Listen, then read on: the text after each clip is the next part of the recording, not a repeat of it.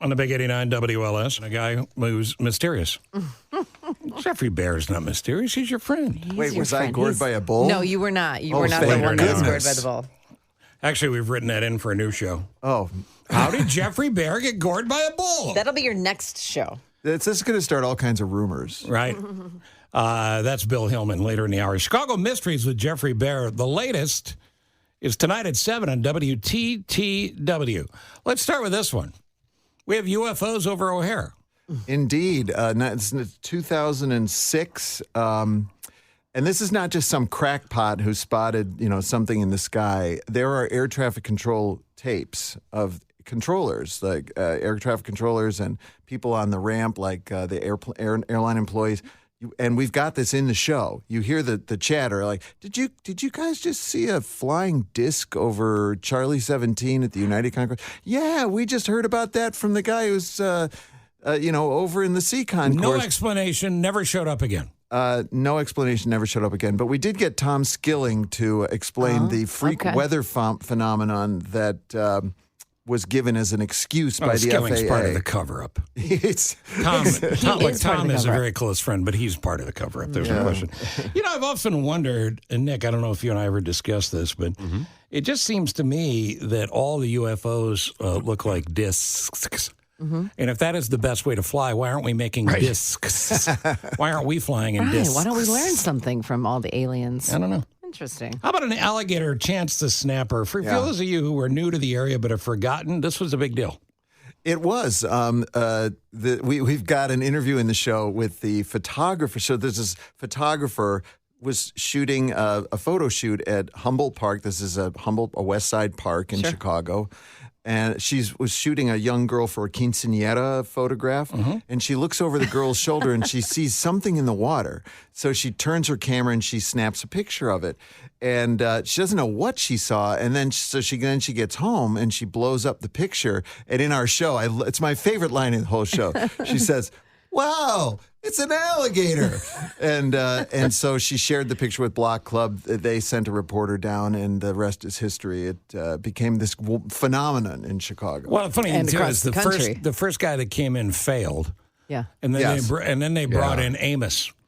Amos Jerry Reed's Amos Moses to take care of business. We actually have him in the show. We wanted to know how Chance is doing now. Alligator Rob came up. That's who you're talking about. Came up from Florida, snagged him in like 4 hours, and I thought this was going to be some horrible creature.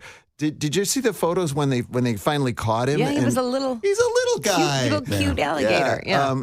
But he's down in Florida now, and so we've got Alligator Rob with his iPhone showing us pictures of Chance, who is now 6.5 feet long. Yeah, and he's got a family of his own. Listen, that's doing sweet. He's going to Florida State. I like it. The Gators. Yeah, of course. That's where he goes. So, Geoffrey, you've been all over the city. There is no part that you haven't seen. You're telling us all about it all these years. In this show, is there a place that you go that you haven't seen before? Yes, absolutely. What? The basement of a former sausage factory in Lincoln, Lakeview. Because you wanted to see how the sausage was made? Well, it's a little more grim than that. Uh-oh. This is a supposed murder that happened in, let me get the year here, 1897. So this German immigrant guy was the sausage king of Chicago. He, made all the sausage, and then one day his wife disappeared. Uh-oh. This is not a Sweeney Todd story, but there were some vats in the basement. No. So it turns out that this building, which was the Lutgert Sausage Factory, it's now a condo building, and they've never allowed a film crew in there before. And let me tell you, it is a creepy basement, and this is where he allegedly disposed of his wife's body. Wow. It's haunted? So first it's the true crime story, and then there becomes a ghost story because there's myths about it being haunted. So we do get a ghost hunter guy in the show who shows up with all these gadgets, and we go beeping and tooting around the basement with his gadgets. Didn't you feel the spirits and you feel the hauntedness of it? Actually, at one point while I was interviewing, the person who wrote the book about it is a guy named Robert Lurzell. Okay. And he wrote a book called Alchemy of Bones about this. And so we go down and I'm interviewing him in the basement. All of a sudden we were hearing all these creaking and moaning sounds, and we stopped the interview. I said, "What is that?" And when we have that in the show too. I mean, these are actual sounds that we were hearing. It could have been me just walking downstairs. Could have been. I got a bad knee and it's painful. Somebody in the condo building walking around. Ketchup on a hot dog. Don't do it in Chicago. Why?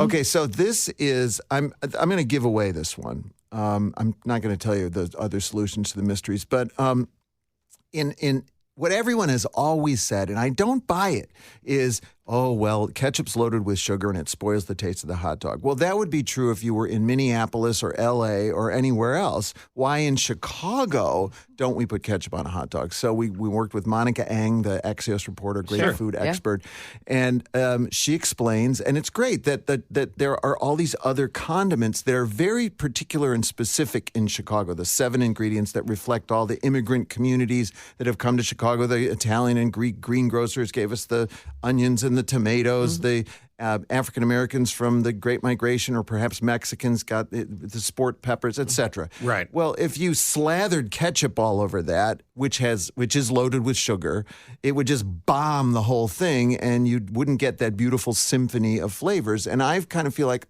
okay, that to me feels like a legit answer. And much more legit than the sugar answer. Yeah. Yeah. Yeah, so don't put ketchup on your hot dog. When we watch your shows, we say, I never knew that. I love that you took me here. These are all good things that I didn't know. What's the I never knew that? Well, probably a lot of these things you didn't know. Oh, there are so many of them. Well, how about the ones you turn down, the ones you decide not to put in the show? Yeah, well, we filmed more than we could actually fit in the show. So fortunately, we have this website that goes along with the show, WTTW.com/Chicago Mysteries. Oh. And so we were able to put 4 more mysteries on the website. So you get a bonus. If you go to the website, you get 4 more mysteries. But, I mean, I never knew that. How about the Hull House, Jane Addams Hull House, haunted by a devil baby? The devil baby's in the attic. I never knew that. I knew that one. That's the only one I ever knew. You knew that one? I did, yeah, because I used to live over there, and we would tease the nieces and nephews about the devil baby in the attic. No, that's great. Causing trauma for the little ones. Good for you. So is that a companion? No, that one's actually in the show. Oh, that's good. That one's in the show. That's good. We actually had our art department do some wonderful renderings of the devil baby. One of the stories is that after the devil baby was... So the thing is that was supposedly this devout woman married an atheist husband. Mm-hmm. And he said, and she's pregnant, and he said, I'd rather have a devil in my house than another kid. So out pops a devil. But the best moment in the myth is that the devil then takes the cigar out of the father's mouth and starts smoking it. And our art department did a great rendering of this devil chomping away on a stogie. We always appreciate seeing you. I don't even know how you have time to promote it because you're running all over like crazy. You're trying to explain to Jane in the break how your entire career has been an accident, but a good planned accident, and we're the beneficiaries of it.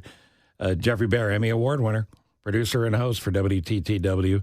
He's done 1 million shows. He'll do 1 million more, but now he's trying to give you stuff to talk about at your barbecue this summer. Mm-hmm. Chicago Mysteries. So tonight, 7 p.m. on WTTW and at WTTW.com. Every Tuesday? Watching.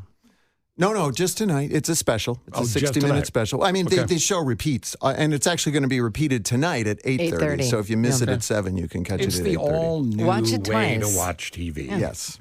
This is great. Great to see you, Geoffrey. Thank you glad so to much. be here. Thank you. I still need to ask you off the air, what is a Chicago handshake? Sorry. What is the Chicago handshake? We'll find out. Depends on what the deal is gotta you're watch trying the to show. strike. You know what I mean? Also, what neighborhood you're in.